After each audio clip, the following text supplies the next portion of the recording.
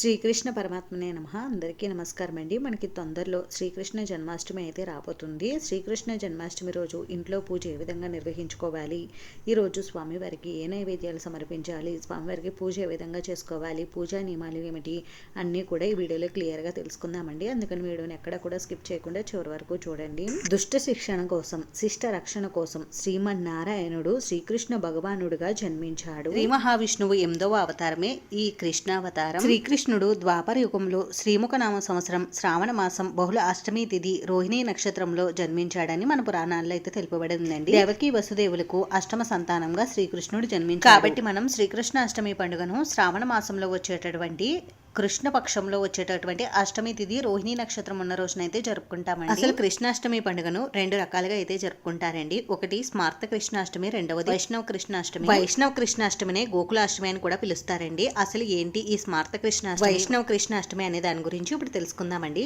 స్మార్త కృష్ణాష్టమి అంటే స్మార్తులు అంటే శివభక్తి కలవారు కృష్ణాష్టమి పూజను కొన్ని లెక్కల ప్రకారం అయితే నిర్వహించుకుంటారండి. అంటే ఏమీ లేదండి, అష్టమి తిథి రోహిణీ నక్షత్రం ఏ రోజైతే ఉంటుందో ఆ రోజున కృష్ణాష్టమి పండుగనైతే స్మార్తులు నిర్వహించుకుంటారండి. ఇంకా వైష్ణవ కృష్ణాష్టమి అంటే అర్ధరాత్రి సమయంలో ఈ 2 తిథి నక్షత్రాలు ఉన్న సమయాన్ని చూసుకుని వైష్ణవులు కృష్ణాష్టమి పండుగను అయితే జరుపుకుంటారు. కాబట్టి మనకి 2025వ సంవత్సరంలో శ్రీకృష్ణ జన్మాష్టమి 2025 ఆగస్టు 16 శనివారం రోజు అయితే వచ్చింది.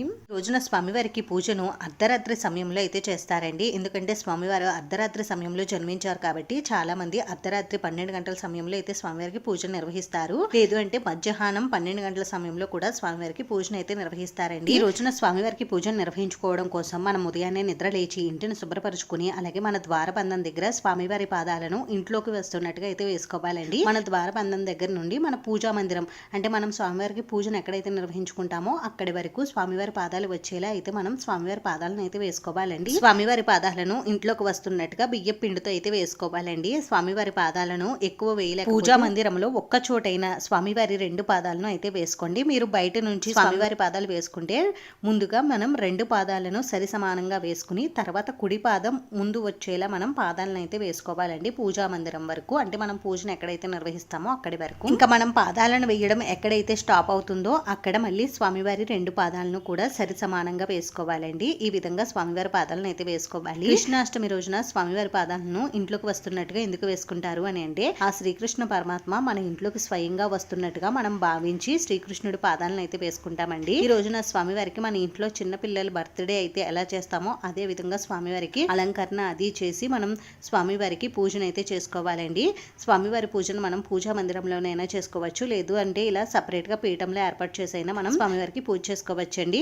ముందుగా మనం ఎక్కడైతే పూజ చేసుకోవాలనుకుంటామో అక్కడ శుభ్రం చేసుకుని పసుపుతో అలికి బియ్య పిండితో ముగ్గులు పెట్టి ఒక పీటకు కూడా పసుపు రాసి బియ్య పిండితో ముగ్గులు అనేటివి పెట్టుకుని ఆ పీట పైన ఏదైనా క్లాత్ ను పరుచుకుని ఆ క్లాత్ పైన ఒక 3 గుప్పిల వరకు బియ్యాన్ని ఉంచి ఆ బియ్యంలో కొద్దిగా పసుపు కుంకుమలను ఉంచి ఇప్పుడు మన ఇంట్లో ఉన్నటువంటి బాలకృష్ణుడు ఫోటోని అయితే పెట్టుకోవాలండి. ఈ దగ్గర ఒకవేళ బాలకృష్ణుడు ఫోటో లేకపోతే రాధాకృష్ణుడు విగ్రహం కానీ ఫోటో కానీ ఉంటుంది కదండి, అదైనా మీరు పూజలో పెట్టుకోవచ్చు. ఫోటోని గంధం కుంకుమ బొట్లతో అందంగా అలంకరించుకుని ఇప్పుడు మీరు స్వామివారి ఫోటోని మీ దగ్గర ఉన్నటువంటి పువ్వులతోటి పువ్వుల మాలలతోటి అలాగే ఈ రోజు స్వామివారికి తులసి మాలను కూడా సమర్పించాలండి. చాలా మంచిది. ఈ విధంగా స్వామివారిని అయితే అలంకరించుకోవాలి.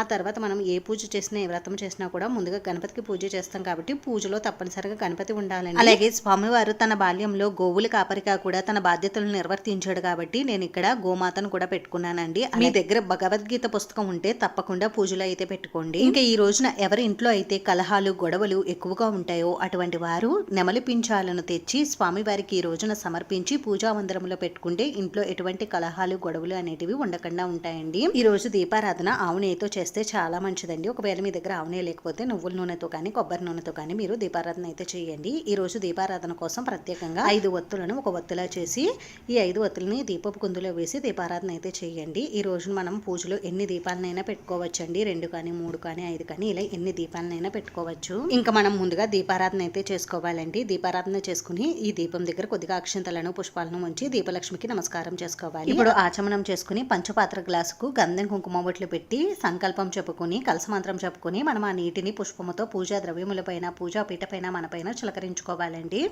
ఇప్పుడు ముందుగా మనం గణపతికి పూజ అయితే చేసుకోవాలి. 2 అక్షంతలను పుష్పాలను గణపతి పాదాల దగ్గర ఉంచి స్వామివారికి ఆహ్వానం పలకాలండి. ఈ రోజున స్వామివారికి షోడశోపచార పూజను కానీ పంచోపచార పూజను కానీ నిర్వహించుకోవాలి. స్వామివారికి కొద్దిగా పసుపు కుంకుమ గంధం అక్షంతలు పువ్వులు సమర్పించి స్వామివారి అష్టోత్తరాలు స్తోత్రాలు శ్లోకాలు ఇవన్నీ కూడా చదువుకుంటూ స్వామివారికి పూజ చేసుకోవాలి. లేదు అంటే ఓం గం గణపతియే నమః అని అనుకుంటూ స్వామివారికి పూజ చేసుకోవాలి. ఈ విధంగా స్వామివారికి పూజ చేసుకుని ఇప్పుడు స్వామివారికి ధూపం దీపం నైవేద్యం అయితే చూపించాలండి. నైవేద్యంగా మీరు అటుకులను కానీ చిన్న బెల్లం ముక్కను కానీ స్వామివారికి నివేదించండి. ఆ తర్వాత స్వామివారికి కర్పూర నీరాజనం కూడా సమర్పించి 2 అక్షంతలను పుష్పాలను స్వామివారి పాదాల దగ్గర ఉంచి స్వామివారికి శిరస్సు వంచి నమస్కారం చేసుకోండి. ఈ పూజలో ఏ పొరపాట్లు కానీ తప్పులు కానీ చేసి ఉన్నా క్షమించు తండ్రి అని స్వామివారికి నమస్కారం చేసుకోండి. ఇప్పుడు స్వామివారిని 3 సార్లు కదిలించి యథాస్థానంలో పెడుతున్నాను తండ్రి అని చెప్పి స్వామివారికి నమస్కారం అయితే చేసుకోండి. ఈ విధంగా చేసుకుంటే మనకి గణపతి పూజ పూర్తవుతుంది.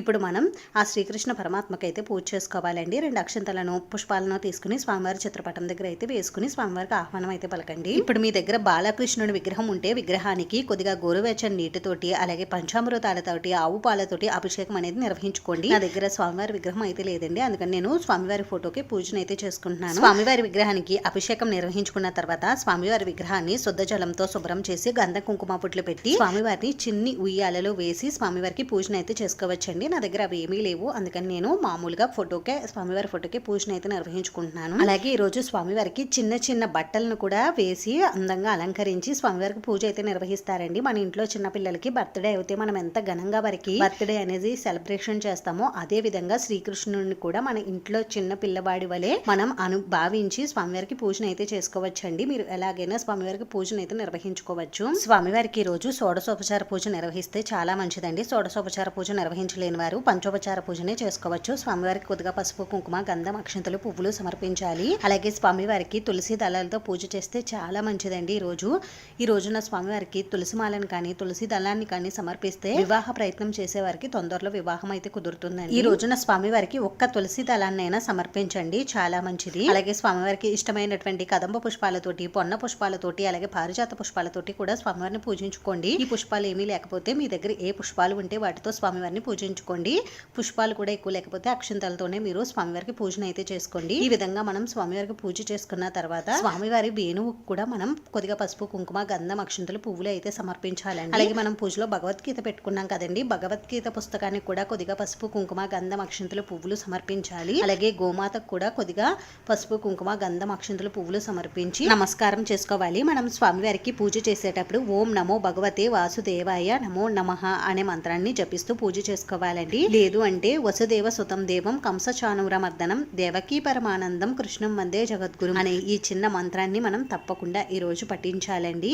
ఇవేమి కూడా మేము పఠించలేమంటే ఓం శ్రీకృష్ణ పరబ్రహ్మణే నమః అని అనుకుంటూ అయినా మీరు స్వామివారికి పూజను అయితే నిర్వహించుకోండి. మనం శ్రీకృష్ణ అని ఒకసారి జపిస్తేనే మనం జన్మలలో చేసినటువంటి పాపాలు అన్నీ కూడా పటాపంచలు అయిపోతాయి. అనంత పుణ్య ఫలితాలు అయితే లభిస్తాయండి. ఈ విధంగా స్వామివారికి పూజ చేసుకున్న తర్వాత ఇప్పుడు స్వామివారికి గోమాతకి భగవద్గీత పుస్తకాన్ని అన్నిటికీ కూడా ధూపం చూపించి దీపాన్ని కూడా చూపించాలి. ఇప్పుడు స్వామివారికి నైవేద్యం అయితే సమర్పించాలండి. ఈ రోజున స్వామివారికి నైవేద్యంగా 56 రకాల నైవేద్యాలను అయితే సమర్పిస్తారండి. మీరు అన్ని నైవేద్యాలను సమర్పించలేమని అనుకుంటే స్వామివారికి ఎంతో ఇష్టమైనటువంటి అటుకులు బెల్లం పాలు పెరుగు వెన్న పాల మీగడ అలాగే చిన్న పిల్లలు తినేటటువంటి తినుబండారాలు ఉంటాయి కదండి, అంటే చకోడీలు మామిడి తాండ్ర ఇటువంటివి కూడా మనం స్వామివారికి నైవేద్యంగా సమర్పించవచ్చండి. నేనైతే ఇక్కడ స్వామివారికి 8 రకాల నైవేద్యాలను అయితే సమర్పించాను. స్వామివారికి ఈ రోజున ఈ నైవేద్యాలు ఏమీ సమర్పించలేకపోతే పిడికెడు అటుకుల్ని చిన్న బెల్లం ముక్కనే అయితే నైవేద్యంగా నివేదించండి. మనం ఈ రోజున స్వామివారికి అటుకులని నైవేద్యంగా నివేదించడం వల్ల ఆ స్వామివారు మనకి అష్ట ఐశ్వర్యాలను అయితే కలుగజేస్తారండి.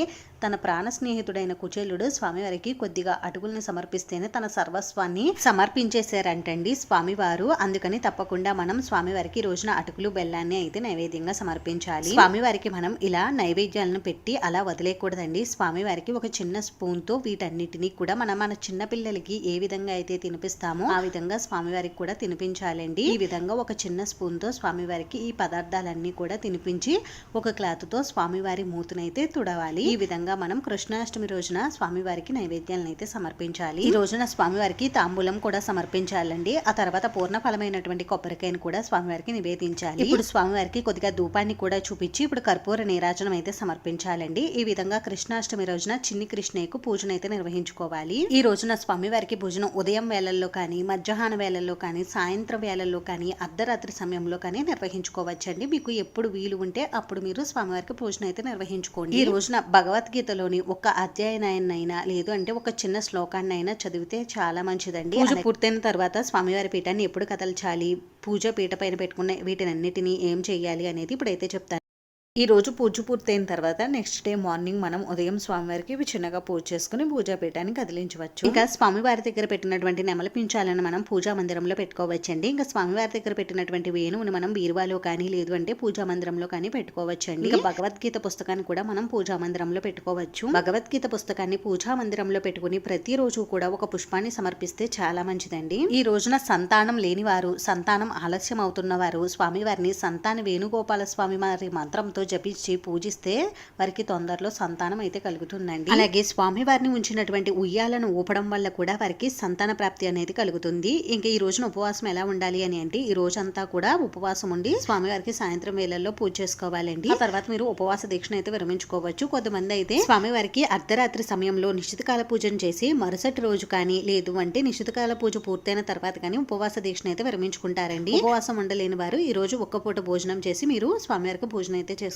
ఈ రోజున ఆ శ్రీకృష్ణ పరమాత్మను పూజిస్తే సకల పాపాలు తొలగిపోతాయని, ధర్మార్థ కామమోక్షాలు ప్రాప్తి కలుగుతుందని స్కాంద పురాణంలో అయితే తెలుపబడిందండి. అంతేనండి, చూసారు కదా శ్రీకృష్ణాష్టమి రోజు పూజ ఏ విధంగా చేసుకోవాలి అనేది. వీడియో మీకు నచ్చితే ప్లీజ్ లైక్ చేసి షేర్ చేసి సబ్స్క్రైబ్ చేసుకోండి. Thanks for watching.